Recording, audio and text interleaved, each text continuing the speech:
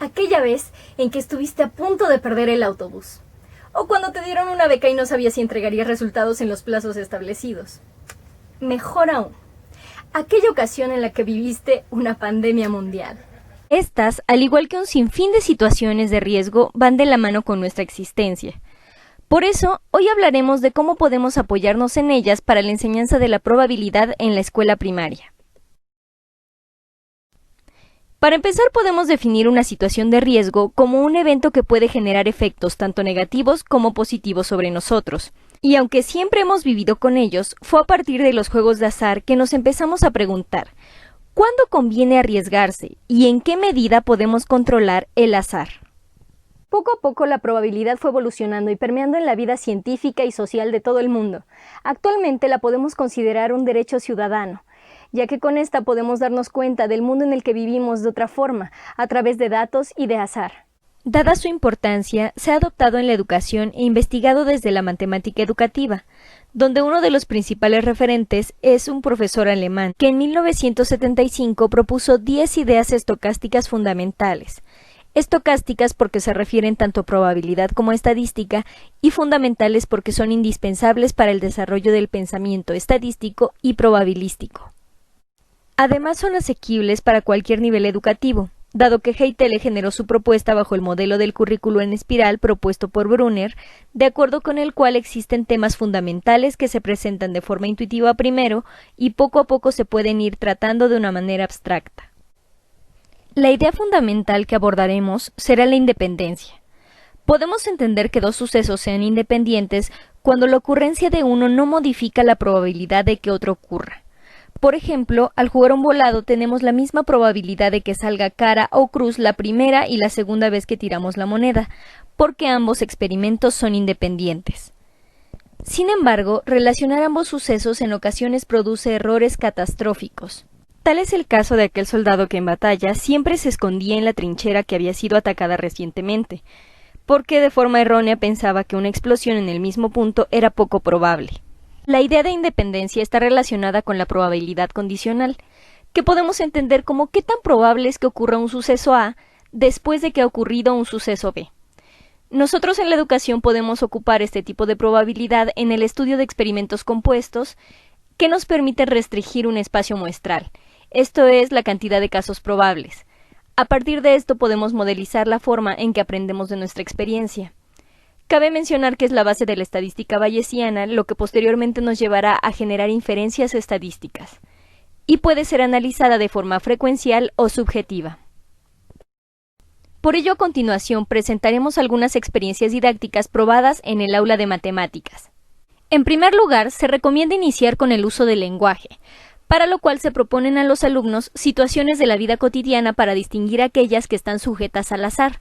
En una propuesta de Alsina y Vázquez, y que personalmente se ha trabajado con niños de 8 años, se sugiere clasificar situaciones en las categorías de imposible, posible y seguro, para posteriormente ordenarlas por medio de una recta de probabilidad. Por ejemplo, un alumno podría clasificar a la muerte de los seres vivos como algo seguro. Algo posible es que tu mamá te regañe si estás jugando mientras ella trabaja, y algo imposible es sacar 9 en un dado de 6 caras.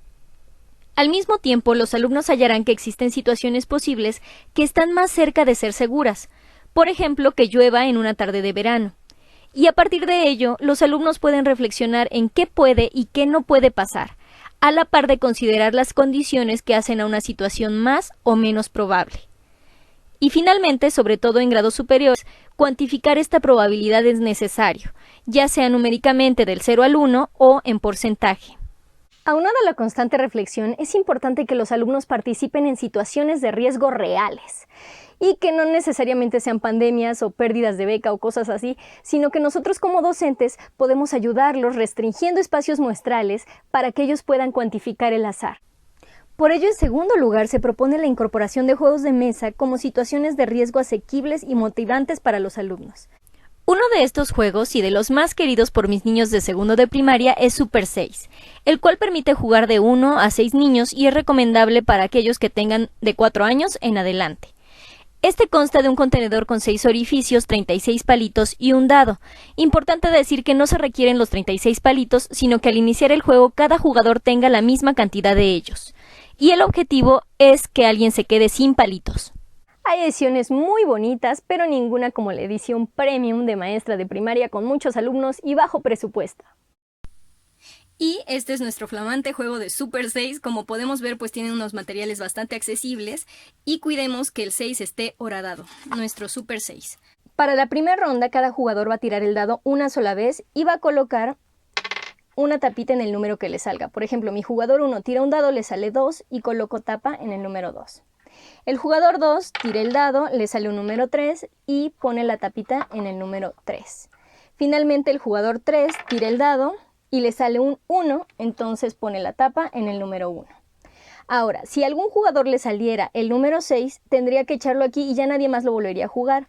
O bien, si le saliera uno de los números que ya está ocupado, si a mi jugador 3 le hubiera salido un número 2, yo tendría que tomar la tapa del número 2 y quedármela en vez de seguir jugando. Mi segunda ronda es diferente, porque en la segunda ronda cada jugador tiene la oportunidad de tirar más de una vez y arriesgarse. Mi jugador 1 tira el dado, le sale un número 3, como el 3 ya está ocupado, lo toma y se lo queda. Hasta ahí termina su turno. El jugador 2 tira el dado, le sale un número 3 y pone su tapita. Como él quiere arriesgarse, tira nuevamente y le sale un número 4. Muy bien, decide dejarlo hasta ahí, entonces pasa al siguiente jugador.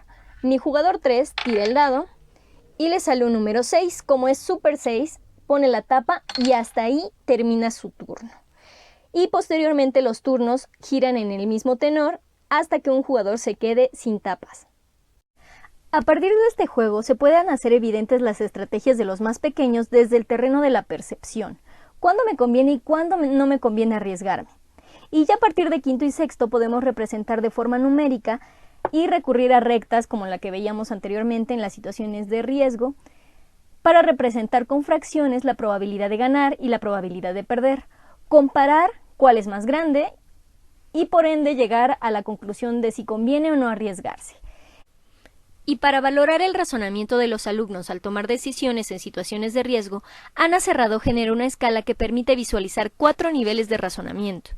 En primer lugar, el preestructural, que es aquel que no tiene una conexión lógica en sus acciones y no tiene estrategia. En segundo, el uniestructural toma decisiones con base solamente en un experimento aleatorio, a diferencia del multiestructural, que concibe los experimentos de una probabilidad condicionada, pero no genera estrategias que los conecten. Finalmente, una respuesta relacional es aquella tomada bajo decisiones con base en estrategias que articulen los experimentos aleatorios. Para tener una visión más amplia de estos niveles, se recomiendan algunos juegos que vinculan más de un experimento aleatorio y ayudan a contextualizar la probabilidad. Y como todo en la vida, nuestra propuesta tiene riesgos. A favor tenemos que es motivante y que en sí desarrolla el pensamiento estratégico además del probabilístico y estadístico, y que ayuda a desarrollar habilidades socioemocionales. También se puede adaptar a muchas edades y condiciones de juego. En contra tenemos que podemos perder fácilmente el objetivo matemático y confundir la probabilidad con la ciencia de los juegos de azar. Esto también es un riesgo, puesto que necesitamos una organización muy precisa en nuestras actividades y materiales para cumplir verdaderamente el objetivo. El aprendizaje de la probabilidad nos ayuda a evitar ilusiones en la toma de decisiones. Y por ello no hay ciencia más digna de nuestro estudio ni más útil que se pueda incluir en el sistema de educación pública.